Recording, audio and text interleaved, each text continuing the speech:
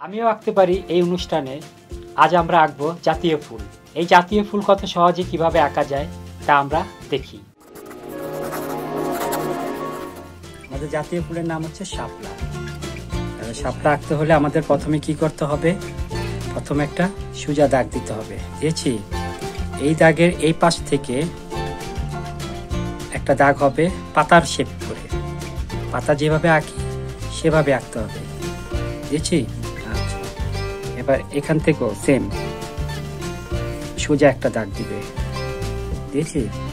এবার এখান থেকেও সেম পাতা দুইটা এখানে দিয়েছি।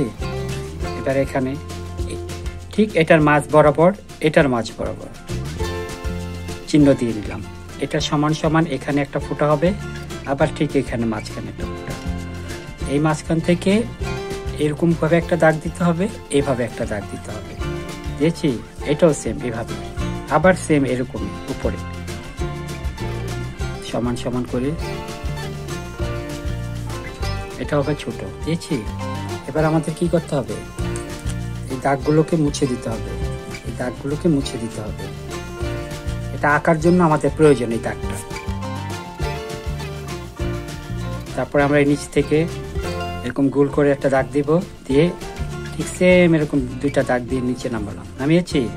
এখানে একটা এরকম দাগ দিয়ে দিলাম। দেখো শাপলা ফুলের পাতা কিভাবে আঁকতে হবে। আমরা এরকম বি লিখতে জানি। এরকম বি একটা লিখবো। আমরা কিভাবে লিখবো? এইভাবে একটা টান দিব, আর এখান থেকে এভাবে একটা টান দিব। দেখো এরকম হয়েছে বিটা। এরকম একটা বি আঁকবো। দেখেছি? ঠিক এই বি এর উপর থেকে এইভাবে উপর দিয়ে এরকম গোল করে নিয়ে আসবো। আমরা অবশ্যই জানি আমরা এটা সবাই আঁকতে পারি। কে না আঁকতে পারি বলতো? আমরা এই চিহ্নটা, এই হৃদয়টা আমরা সবাই আঁকতে পারি। এই হৃদয়টা যে আঁকতে পারে, এই পাতাটাও সে আঁকতে পারবে। এই যে দেখেছো? এখন ঠিক সেম এই বরাবর থেকে এই মাঝখানে একটা ফোঁটা দিবে। এই সমান সমান একটা মাঝখানে ফোঁটা দিয়ে এখান থেকে একটু আঁকা পাকা করে এইভাবে দাগ দিবে। দিয়েছো? আবার এইটার নিচে আরেকটা আঁকা বাঁকা দাগ দিবে, আবার এটার উপরে এরকম আঁকা বাঁকা দাগ দিবে। এবার যাবে পিছনের দিকে আঁকা বাঁকা দাগ। গিয়েছে? এবার তুমি ওই যে বক্ররেখা, আঁকা বাঁকা বক্ররেখা। কারণ শাপলা কিসে থাকে? পানিতে। তাহলে পানি দেখাতে হবে না? হয়েছে আমাদের শাপলা। ঠিক আছে? এখন এটাকে আমরা রং করলে আমাদের শাপলা ফুল হয়ে যাবে।